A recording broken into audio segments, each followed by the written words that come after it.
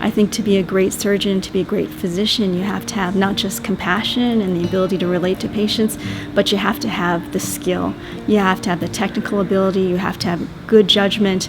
You have to be able to question yourself, know what your limits are, and know what you can do. And the surgeon's got to have, it's got to have the whole package, all of those skills together.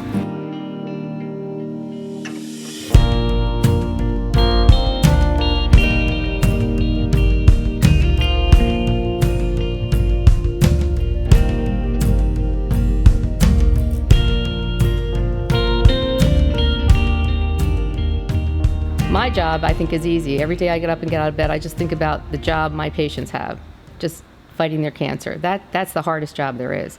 Patients always first, and that's really the culture here. It's just a nice thought to know that patients still remember you years down the road. Once you're told you have a diagnosis of cancer, you see yourself differently. You've jumped over some invisible hurdle, and all you want to do is come back to the other side. So that's our job, to bring you back to the other side.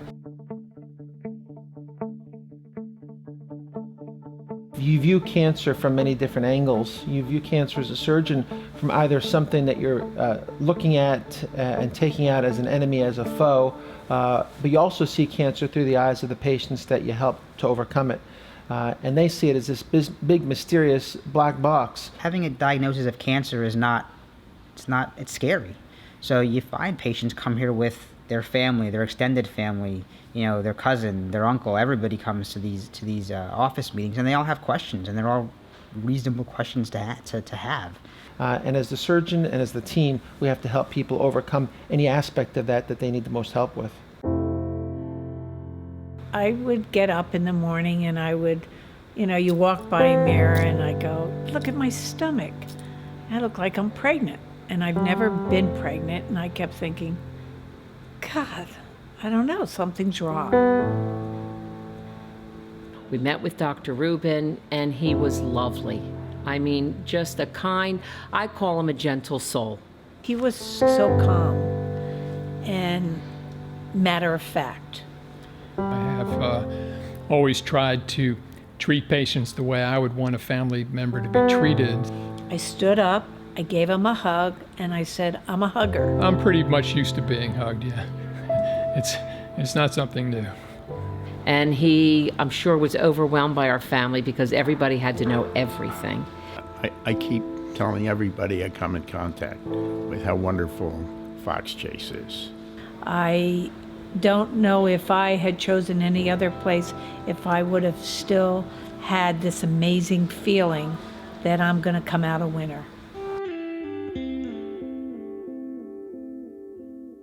Despite this being a small campus in the middle of a park with a family feel, there is world-class research going on here. For an institution this size, with Nobel Prize winners, with Kyoto Prize winners, it's amazing. We do outcomes research, we do translational research, we do clinical trials. We're constantly finding out new drugs are being evaluated or new techniques that we can continue to evaluate. I think people who don't stay up with the new technology will very quickly get left behind. What can we do to inflict the least amount of trauma, the least amount of pain, and get them better the fastest?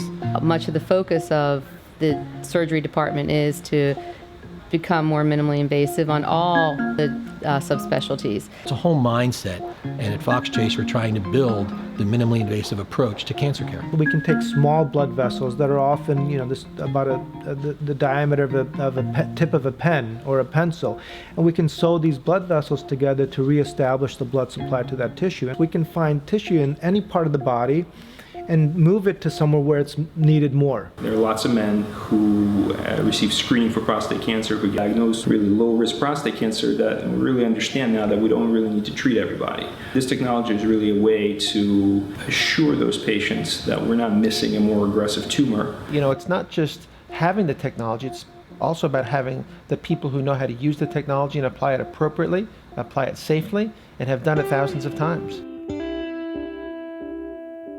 I mean, the reason I ended up coming here was one of my mentors in residency was best friends with Dr. John Hoffman. He's been an amazing mentor.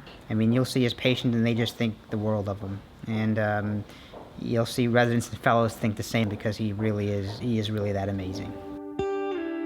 My wife had cancer, and I was involved in her care as a family member, not as a caregiver often. It made me more empathetic. It made me more understanding of what both patients and their families go through, the anxiety that they have, the disruption of their lives, the singular focus on cancer care to the abolition of other things that are going on in their daily lives. You know, I never really cried when I found out I had this journey, this cancer.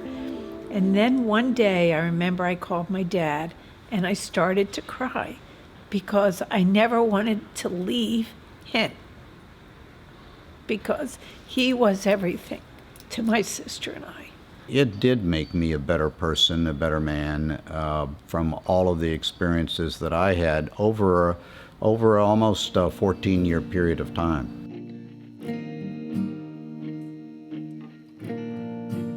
So, I don't even know how to answer that question. I won't give you my honest answer. No. Surgeons have a very unique opportunity in their interactions with patients. Patients can have amazing bonds with other doctors, but if you've operated on them, I think it's something special. When I went into medicine, I never thought that I would be developing and forging friendships like I have. I have many patients that after they're done with their treatments remain in my life as friends. You know, they'll email me, they'll call, they'll let me know how they're doing, and I find that very gratifying.